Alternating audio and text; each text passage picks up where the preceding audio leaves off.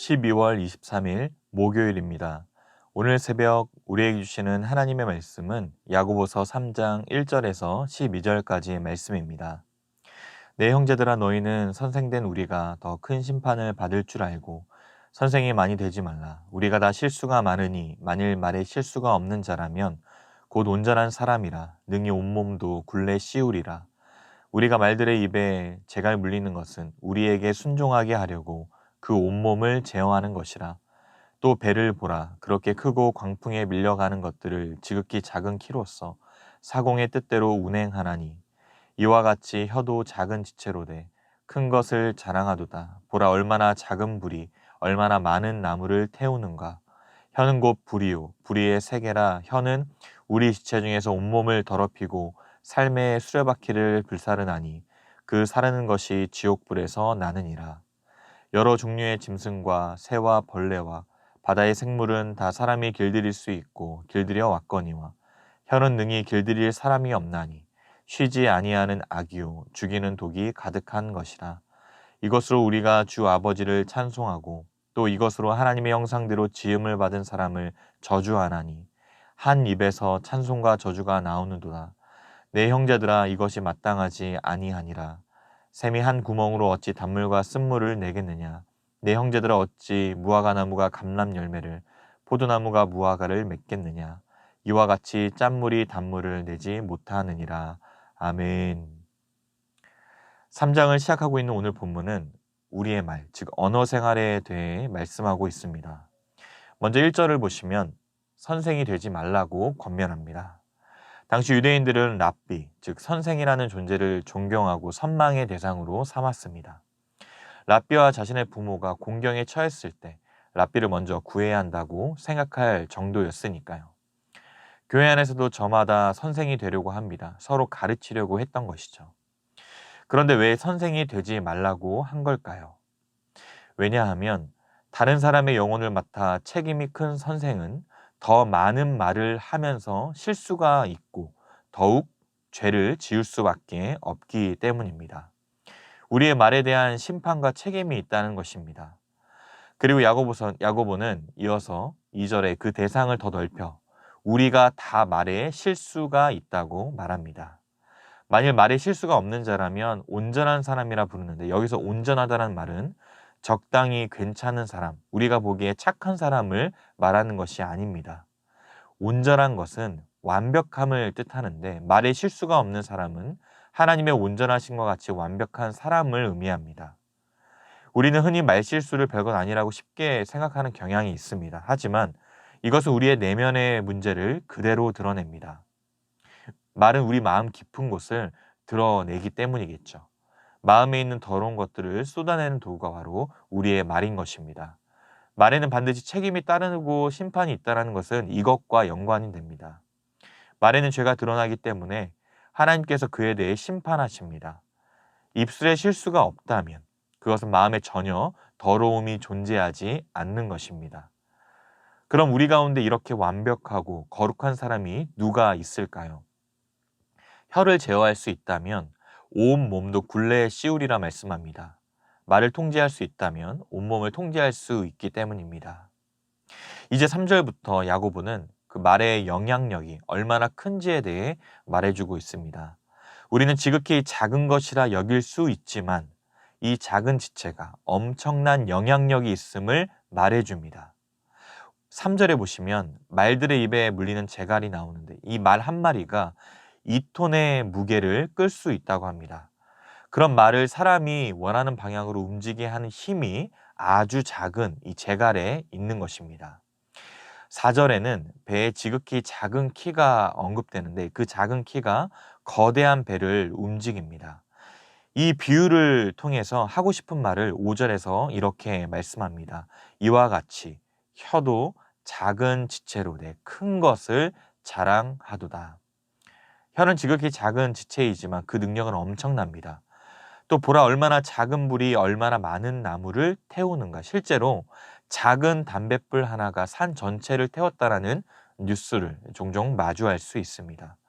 이처럼 야고보는 말의 재갈, 배의 키, 작은 불씨를 통해서 이 작은 혀가 그만큼의 능력과 또 영향력이 있다는 것을 잘 보여주고 있습니다. 또한 야고보는 6절에서 혀의 특징을 불에 비유합니다.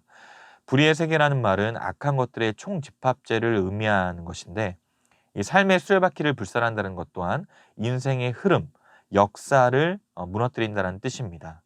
인간의 역사는 말의 역사라고 해도 과언이 아닙니다. 이 말로 인해서 한 사람의 인생이 무너지기도 하고 또 전쟁이 일어나기도 하며 국가, 사회, 가정, 개인까지 불사를 수 있는 파괴력이 있는 것입니다. 이러한 것은 위로부터, 즉 하나님으로부터 내려오는 것이 아닙니다. 그 근원에 대해 야고보는 지옥불에서 나느니라 말합니다. 이렇듯 우리는 입에 핵폭탄을 하나씩 가지고 있는 셈이겠죠. 인생을 사르고 주위의 삶을 불살하며 멸망시킬 수 있는 무기를 지니고 있습니다. 아무리 그런 혀라도 내가 길들일 수 있지 않을까, 잘 통제하고 다스릴 수 있지 않을까 생각할지도 모릅니다. 그러나 혀는 통제의 불능이라 말하고 있습니다. 7절과 8절에서 야고보는 길들일 수 있는 것, 그리고 없는 것을 말하는데, 동물들은 쉽게 길들일 수 있습니다. 날아다니는 새도, 바다의 물고기도 길들일 수 있고 심지어 벌레나 곤충도 길들일 수 있습니다. 하지만 절대 길들일 수 없는 것이 바로 인간의 혀입니다. 아무도 절대로 혀는 길들일 수 없습니다. 8절입니다. 혀는 능히 길들일 사람이 없나니 쉬지 아니하는 악이요 죽이는 독이 가득한 것이라. 우리에 갇혀 날뛰는 야생동물처럼 혀는 계속해서 날뛰는 악과 같습니다. 그것에는 죽이는 독이 가득합니다. 그래서 심지어 다른 사람을 죽일 수 있는 힘이 있는 것입니다. 지금까지 이 말의 영향력은 정말 크고 파괴적이며 그것을 길들일 사람은 없다라고 말합니다. 그렇다면 이 문제를 어떻게 해결할 수 있을까요? 결국 말의 본질은 마음의 문제입니다. 악한 것이 가득하기 때문에 말로서 입 밖으로 흘러나오게 됩니다. 이 말의 문제를 해결하기 위한 유일한 방법은 우리의 마음이 새로운 마음으로 바뀌는 것 뿐입니다. 마음이 새롭게 변화되기 전까지는 해결할 수 없기 때문이죠. 하나님께서는 우리들의 이 마음을 새 마음과 새 영으로 바꿔주시겠다라고 약속하셨습니다. 이것은 오직 예수 그리스도의 보혈로 가능합니다. 그리스도께서 나를 위해 죽으시고 나를 위해 다시 사신 그 부활을 믿으며 주를 영접할 때 가능한 것입니다. 우리는 예수님 안에 있을 때 늘 새로운 마음을 얻게 되죠. 새로운 마음을 얻는 사람은 그에 합당한 열매를 맺는 것이 당연할 것입니다.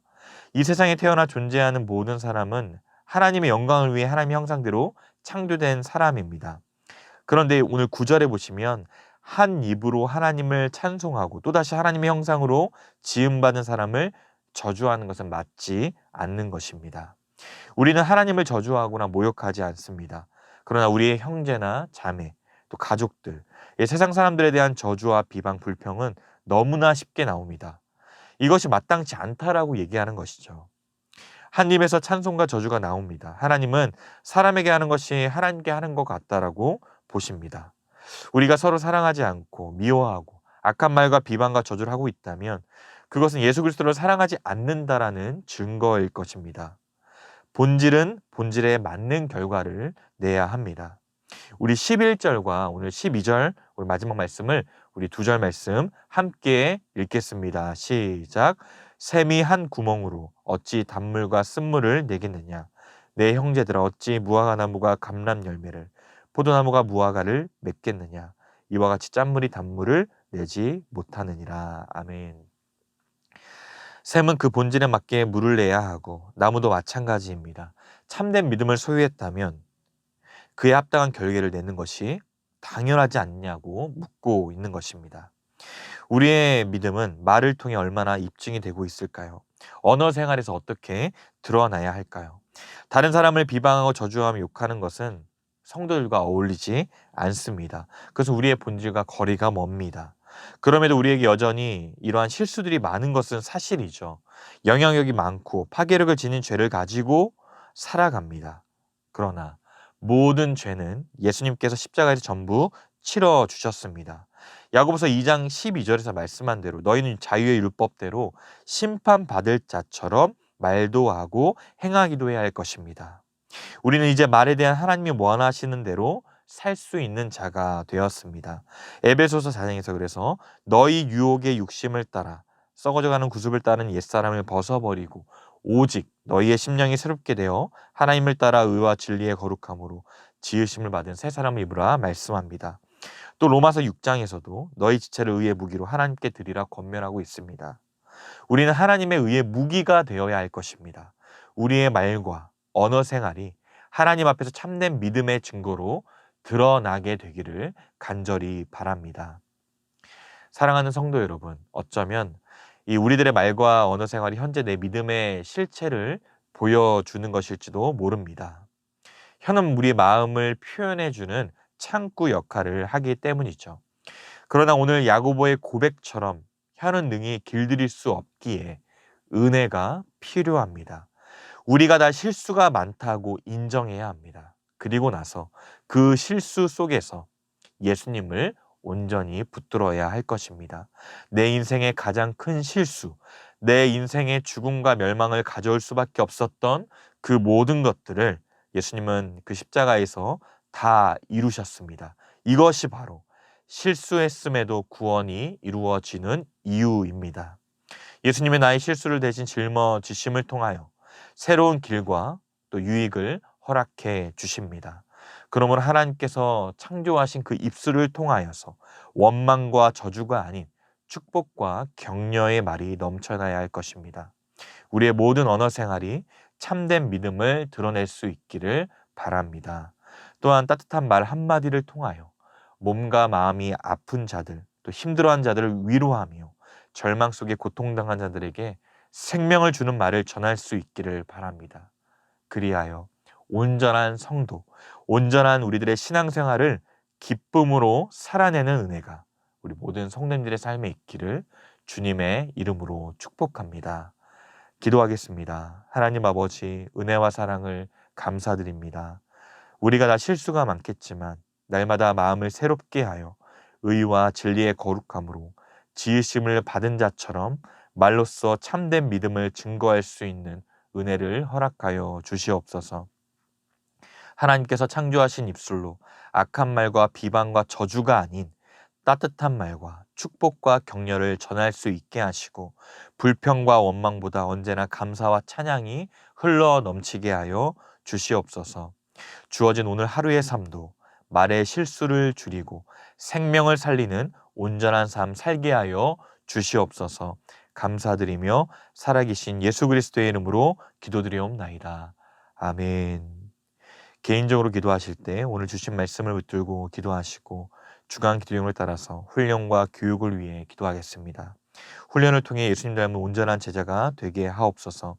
우리 다음 세대 주일학교와 또 청년들의 부흥을 위하여 담임 목사님을 비롯한 말씀 사역자들, 교사와 순장들 은혜 충만케 하여 주시도록 함께 기도하겠습니다.